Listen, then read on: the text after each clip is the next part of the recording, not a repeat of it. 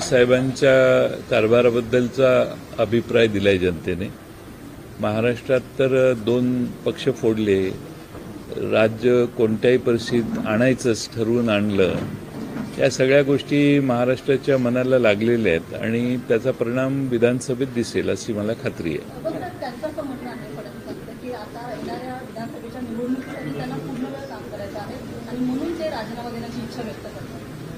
माझ्या माहितीने यापूर्वीपासून ते पूर्ण वेळच काम करतायत. ते काय पार्ट टाइम काम केलेलं नाही त्यांनी, ते पूर्ण वेळ काम करतायत आणि पूर्ण वेळ त्यांनी या लोकसभा निवडणुकीसाठी देखील काम केलेलं आहे. आणि ठीक आहे, तर ते त्यांचं मत आहे. ते एकदा मुख्यमंत्री राहिल्यानंतर जेव्हा आता पुन्हा एकनाथ शिंदे आता मुख्यमंत्री करण्याची वेळ आली होती, तेव्हा देखील त्यांची इच्छा नव्हती उपमुख्यमंत्रीपदी बसण्याची. मात्र वरिष्ठांनी दिलेल्या निर्णयानंतर त्यांनी ते मान्य केलं होतं. त्याच्यामुळे मनामध्ये त्यांच्या ते दुःख कायम आहे असं वाटतं तुम्हाला, जे आता ते त्यांनी बोलून दाखवलं? नाही, ते उपमुख्यमंत्री झाल्यावर व्यवस्थित ते काम करत होते, त्यामुळे त्यांच्या मनात नाही किंवा मनात नव्हतं असं आपण कसं म्हणणार. मुख्यमंत्री एकनाथ शिंदेंनी कदाचित अट घातली असेल की मला मुख्यमंत्री व्हायचे, यांनी एक पाऊल मागे उतरून उपमुख्यमंत्री होण्याची तयारी दर्शवली असेल. त्यामुळे आपण कसं म्हणायचं, आता कारभार तर चालूच आहे त्यांचा व्यवस्थितपणाने. नाही, पण मुख्यमंत्र्यांनी सुद्धा आपली प्रतिक्रिया दिली. ते म्हणतात की देवेंद्र फडणवीस यांच्याशी स्वतः बोलणार आहेत आणि एक टीम म्हणून महायुती म्हणून ते महाराष्ट्रामध्ये काम करतात, भविष्यातही काम करत राहतात. त्याकडे कसं पाहतात? नाही, आता तो त्यांचा अंतर्गत प्रश्न आहे. ते काय शेवटी असं आहे की कोण मंत्री आहे, उपमुख्यमंत्री आहे किंवा नाही, यावरून ओपिनियन लोकांची बदलतील असं मला वाटत नाही. सर, या लोकसभेत भरपूर यश आलेलं. तुमचे आम्ही कॅप्टन कुल नावाचे बॅनर जे ते खाली बघितलेले, तुम्ही 10-7चं प्रेडिक्शन केलं होतं, 10-8 आलेलं आहे. ह्याचं विधानसभेशी कसं संदर्भ लागतं? विधानसभेचं काय अनुमान असेल? नाही, महाराष्ट्रातल्या राष्ट्रवादीच्या दुसऱ्या, तिसऱ्या, चौथ्या फळीतल्या कार्यकर्त्यांनी पवारसाहेबांच्यासाठी प्रयत्नाची शिकस्त केली आणि आमच्या सगळ्या मित्रपक्षांनी देखील आम्हाला सहकार्य केलं आणि त्यामुळं आमचं हे यश, हे घवघवीत यश आहे. 80% स्ट्राईक रेट याच्यातून दिसून येतो. मला माहीत नाही की इतर कुठल्या पक्षाच्या बाबतीत हे घडलेलं आहे, पण आम्ही कदाचित आणखीन 2 जागा जास्त लढवल्या असत्या तर कदाचित आम्ही याच्यापेक्षा जास्त संख्या वाढली असती. ठीक आहे, आम्ही महाविकास आघाडीचं टीमवर्क चांगलं महाराष्ट्रात चालू आहे. तिन्ही पक्षामध्ये सामंजस्य आहे आणि त्यामुळं पुढच्या विधानसभेच्या निवडणुका आमची अपेक्षा आहे की आम्ही एकसंघपणाने लढवल्या तर महाराष्ट्रात 180 पेक्षा जास्त आमदार आमचे निवडून येतील याची आम्हाला खात्री आहे, कारण महाराष्ट्राचा वातावरणच आता तसं आहे. बारामतीमध्ये पवार यांचा पराभव झाला, त्याचमध्ये बारामतीची जनता शरद पवार यांचा जो विश्वास आहे तो कायम ठेवला. आता हेच चित्र विधानसभेत पाहायला आता विधानसभेच्या वेळी अजून 3-3.5 महिने आहेत. त्यामुळं आज सुप्रियाताईंना बारामती विधानसभा मतदारसंघात जो लीड मिळालेला आहे तो लक्षणीय आहे. जवळपास 48,000 मतांचं मताधिक्य आहे फक्त बारामती विधानसभा मतदारसंघात. आता पाहू कसं होतंय पुढं.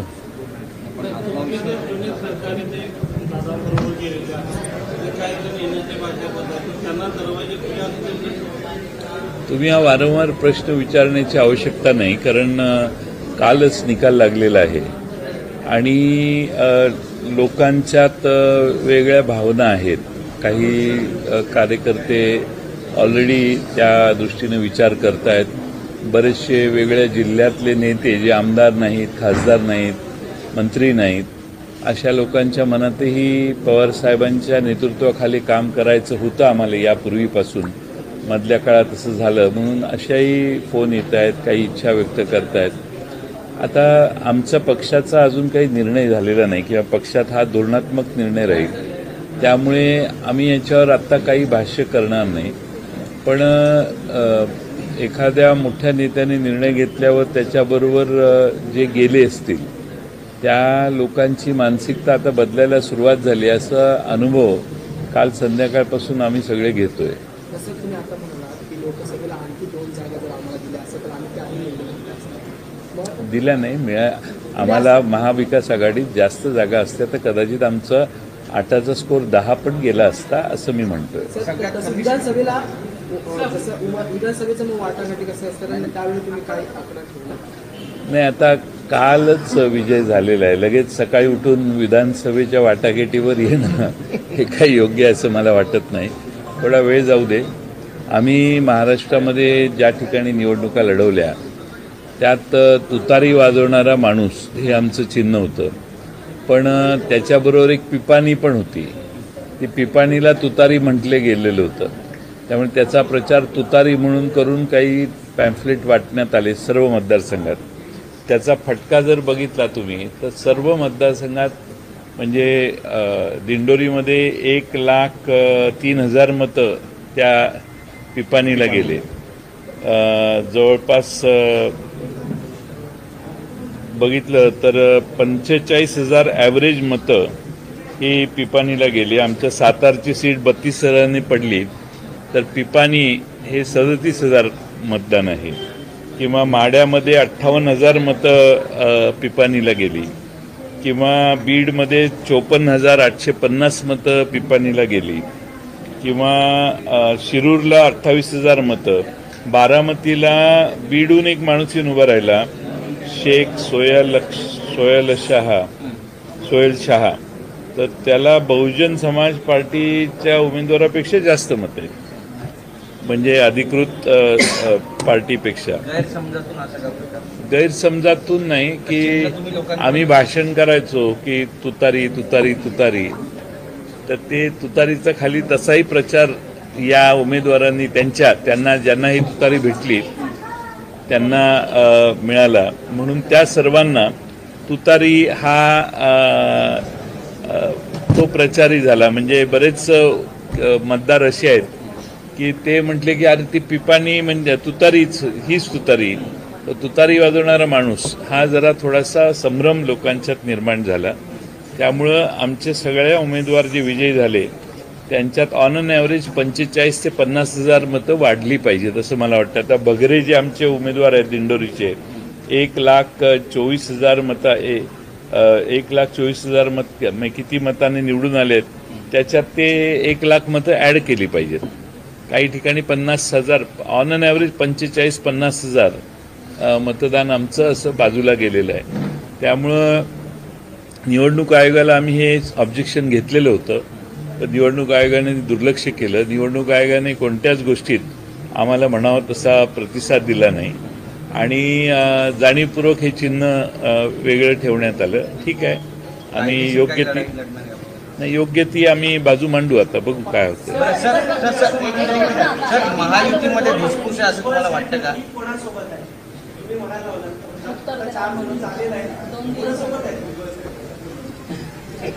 तुम्हाला काय वाटतं?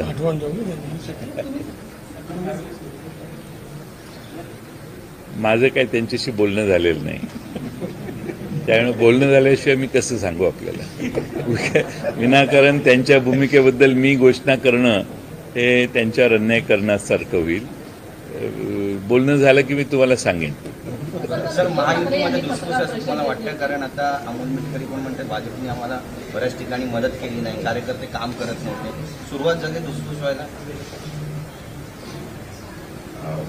अमोल मिटकरी हे प्रवक्ते आहेत त्या पक्षाचे असं मी ऐकलेलं होतं. आणि ते जर त्या पक्षाचे प्रवक्ते असेल तर त्या पक्षाची ती भूमिका समजली लागेल. आणि ते जर खरं असेल तर तुम्ही म्हणताय त्या प्रश्नाला होकारार्थी उत्तर द्यावं लागेल. सर, उद्धव ठाकरेंनी पत्रकार परिषद घेतली. त्यांनी असं म्हटलं की सांगलीमध्ये जो अपक्ष उमेदवार निवडून आलेला आहे त्या ठिकाणी युतीचा धर्म पाळला गेला नाही, त्याच्यामुळे आम्ही तिथली परिस्थिती जाणून घेऊन त्याच्यावरती आम्ही आमच्या पद्धतीने कारवाईची मागणी करू. तुमचं काय म्हणणं आहे? माझं काही म्हणणं नाही. इकडे युतीचा धर्म पाळला गेला, राष्ट्रवादीच्या काँग्रेसच्या कार्यकर्त्यांनी तिकडे काम केलं नाही. आता त्यांनी अभ्यास केल्यानंतर त्यांच्या लक्षात येईल, ते आमच्याशी बोलतील, त्या बाबतीत आम्ही योग्य ती चर्चा करू त्यांच्याशी. सरकार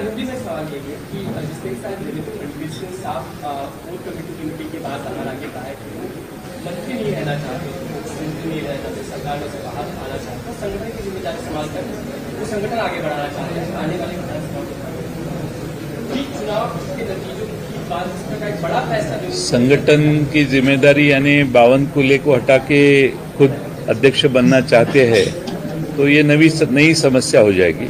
सिर्फ संगठन में बावनकुले जी को वहीं रख के अगर साथ में उनके काम करना चाहते हैं तो उनका अंदरूनी मामला है, उसके ऊपर बहस करने की आवश्यकता नहीं या मुझे भी कुछ कहने की आवश्यकता नहीं है। लेकिन जब मंत्री पद का इस्तीफा देकर सरकार से बाहर निकलने की बात कर रहे हैं तो क्या आपको लगता है कि विदिन गवर्नमेंट ये इनका पाकिस्तान या एक दूसरे सरपास करने की ओवररूल करने की कोशिश है?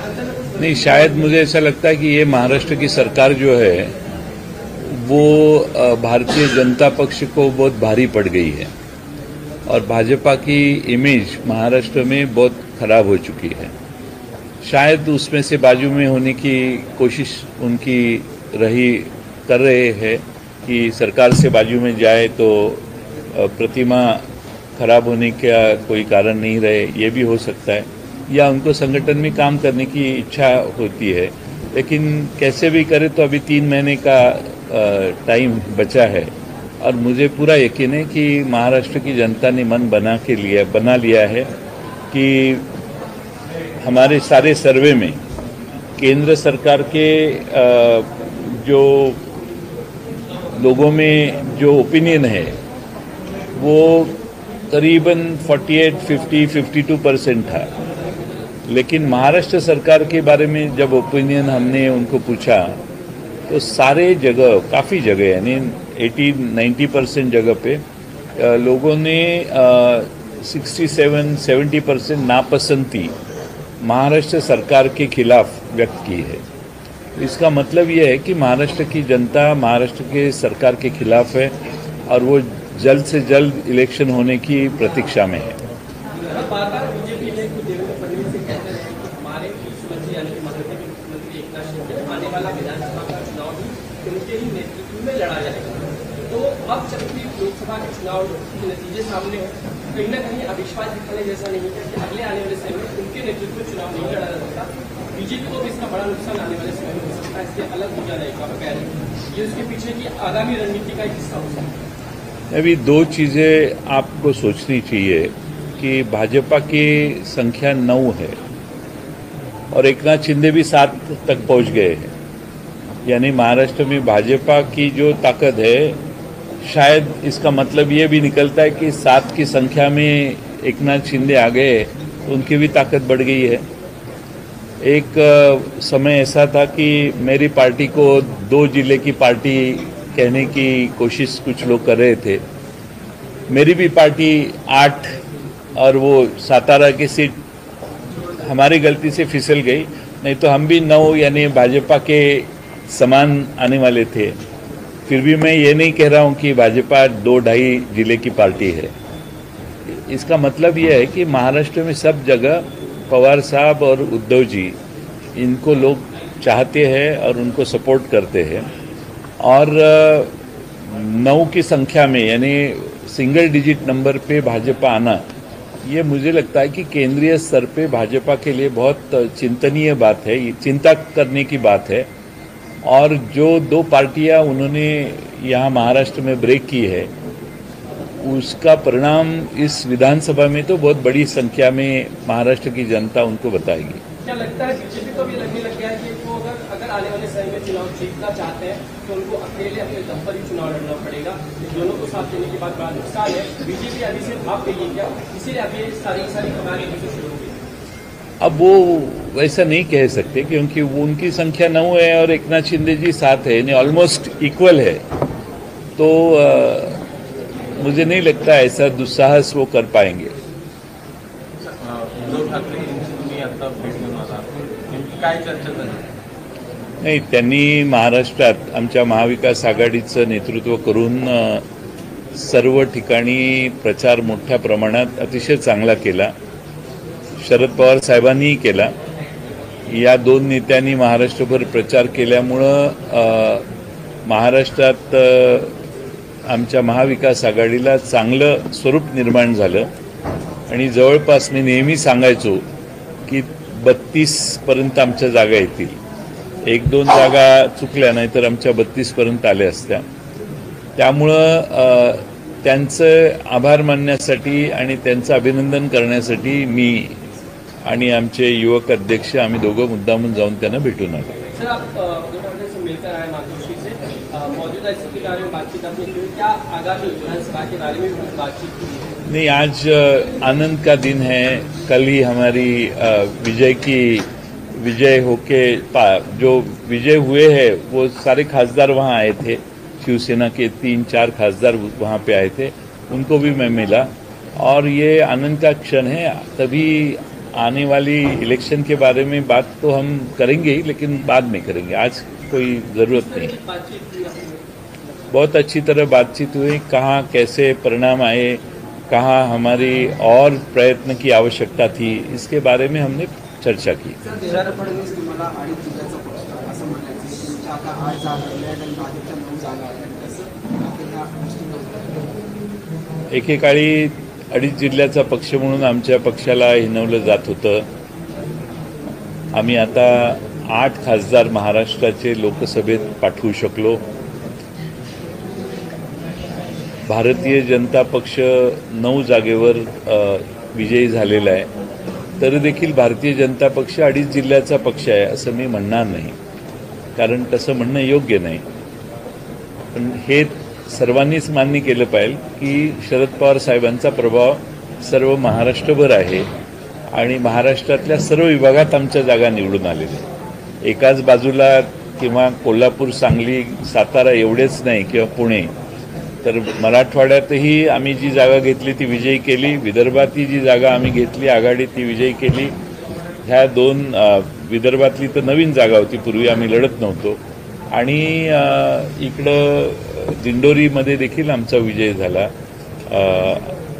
नगरमध्ये देखील आमचा निलेश लंके विजयी झाला. आणि हे सगळे आमचे लढणारे खासदार जे झालेले आहेत त्यांनी प्रचंड समोरच्या बाजूने आर्थिक प्रचंड खर्च होत असताना, पैसे वाटण्याचं प्रचंड प्रमाण असताना, लोकांच्या म्हणजे मतदान चालू असताना सकाळी पैसे वाटण्याचे प्रकार अनेक ठिकाणी झाले. आम्ही अनेक ठिकाणी कोड ऑफ कंडक्टचा व्हायोलेशन होतं आहे म्हणून तक्रारी केल्या, पण कुठं फारशी दाद देण्यात आली नाही. आणि तरी देखील आमचे हे विजयी झालेले आहेत. याचा मला असं वाटतं की त्यांचं अभिनंदन करावं तेवढं थोडं आहे. येणाऱ्या काळामध्ये आमचे हे सगळे 8च्या 8 खासदार महाराष्ट्रातल्या सगळे प्रश्न ठामपणाने मांडतील. महाराष्ट्रातले कांद्याचा प्रश्न असेल, महाराष्ट्रातल्या दुधाचा प्रश्न असेल, महाराष्ट्रातल्या सोयाबीनचा असेल, कपाशीचा असेल, द्राक्षाचा असेल, ऊसाचा असेल, या राज्यातल्या सगळ्या शेतकऱ्यांना न्याय देण्यासाठी शरद पवार साहेबांच्या पक्षाचे हे खासदार पूर्ण ताकदीनं लोकसभा गाजवतील असा मला विश्वास आहे. तुमच्यावरती वारंवार टीका होत होती. तुम्ही नेहमी म्हणायचे टप्प्यात आला की कार्यक्रम करणार. टप्प्यात आलेत आता की यांना अजून बाकी आहे? एक टप्पा झालेला आहे लोकसभेचा. त्यात आम्ही 80% स्ट्राईक रेट दाखवलेला आहे. विधानसभेचा टप्पा बाकी आहे आणि मला खात्री आहे की महाराष्ट्राच्या कानाकोपऱ्यात फिरल्यावर माझा आत्मविश्वास आहे की महाराष्ट्रातली जनता, महाराष्ट्रातलं एकनाथ शिंदे आणि भारतीय जनता पक्षाचे हे सरकार उखडून लावण्यासाठी पुन्हा एकदा मतदान करेल. सर, सगळे जे निवडून आलेले खासदार आहेत ते मुंबईत येणार आहेत आणि यंदाचा तुमचा वर्धापन दिन कसा असणार आहे? आमचा वर्धापन दिनाचा कार्यक्रम उद्या घोषित करू. आम्ही आत्ता बसून त्याची चर्चा करतोय. आणि हा वर्धापन दिन महाराष्ट्रात आम्ही मागच्या वेळी 4च खासदार होते. यावेळी आमचे खासदारांची संख्या दुप्पट झाली. म्हणजे हे इथं उभे आहेत हेच माझे साथीदार. 22पैकी 4 होते. आणि सामान्य कार्यकर्त्यांनी ताकद लावून पवार साहेबांच्यासाठी मेहनत घेतली आणि महाराष्ट्रातून 8 खासदार पाठवले. हा आनंद मोठा आहे आणि राष्ट्रवादी काँग्रेस वर्धापन दिन देखील त्याच आनंदात साजरा करेल. महाराष्ट्रातल्या कानाकोपऱ्यातल्या पक्षाच्या कार्यकर्त्यांना बोलवून 10 तारखेला हा कार्यक्रम आम्ही करणार आहोत. मी आपल्या वतीनं महाराष्ट्रातल्या जनतेला सांगेन, कार्यकर्त्यांना राष्ट्रवादीच्या, की 10 तारीख त्यांनी मोकळी ठेवावी. पण 9 जूनला सर्व खासदारांची बैठक काही ठेवण्यात आली. खासदारांची एक्सटेंडेड वर्किंग कमिटी ऑल इंडियाची यांनाही निमंत्रित करण्यात आलेलं आहे. उद्या सगळा कार्यक्रम आपल्याला इथून कार्यालयातून घोषित करू आम्ही. तो दोस्तों, ये न्यूज़ चैनल हर वक्त आपकी आवाज़ को अपनी आवाज़ बनाएगा और हर खबर को सच के साथ आपके पास पहुंचाता रहेगा. हर खबर आपके पास पहुंच सके इसलिए इस चैनल को सब्सक्राइब, लाइक और शेयर ज़रूर कीजिए. फिर मुलाकात होंगी सच के साथ आपके पास नई खबर के साथ.